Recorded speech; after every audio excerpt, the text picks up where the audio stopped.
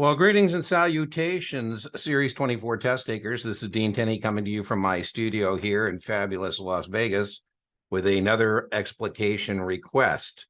The best free supplement to your paid study materials is my YouTube channel.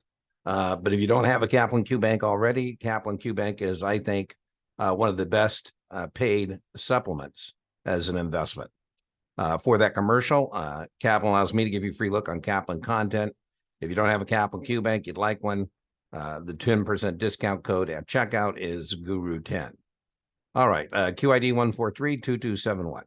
Investors long 1,000 shares of EFG stock. These securities are subject to a tender offer at a price of 60. It is very testable to know that you can't short into a tender offer. You can only tender shares that you are long.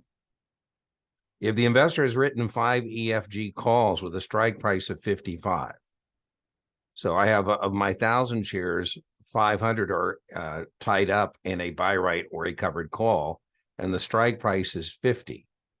And so that means that it's very likely that if this approaches the offer price, that the stock is going to go up, and I can get my 500 shares called away from me.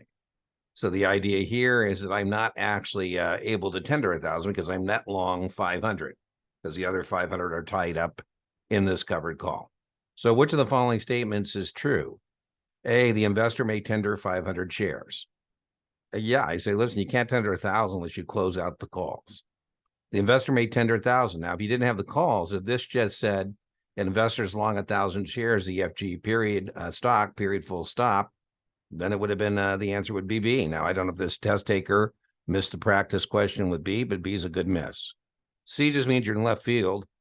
You should definitely know there's no way you can tender 1,500 because you got 1,000, even if you don't understand the concept of the covered call.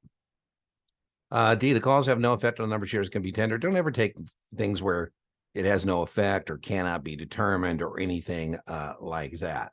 So the answer here is that we can only tender the 500 shares that are not tied up in the buy right or covered call, because again, I have an obligation to deliver 500 of those 1,000 at 55, and it's very likely that would happen, particularly with an offer price at 60.